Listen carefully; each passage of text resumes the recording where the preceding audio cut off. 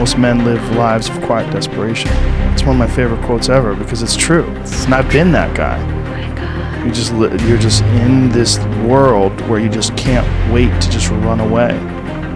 You have an apartment you have to pay for. You have a car you leased. You have a wife that you have to feed. You have a child you have to raise. You have your mortgage. You have your this. You have your that. And that's where it all comes from. Well, the opportunity takes place usually when you're young and you don't have any responsibility. That's when you have your options. Well, your options are severely limited the more you gather responsibilities. Like, if I had to, as a 51-year-old father of 3, married man, pays taxes, has a house and a mortgage and a business and all that jazz, if I had to quit everything now and struggle the way I struggled as a stand-up comedian, it would never work.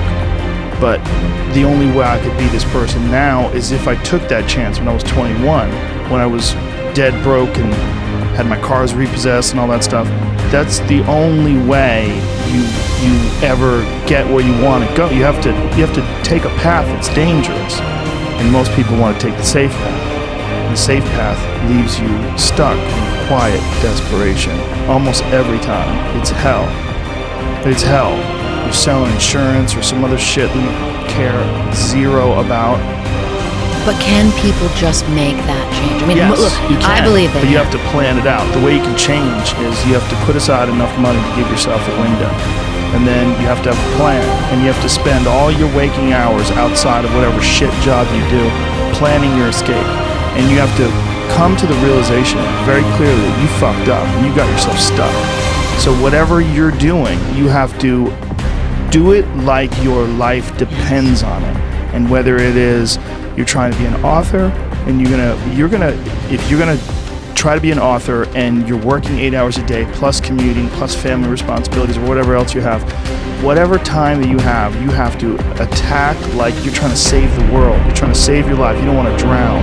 That 1.5 hours a day that you have to write, god damn, you better be caffeinated and motivated. You gotta go. You gotta get after it.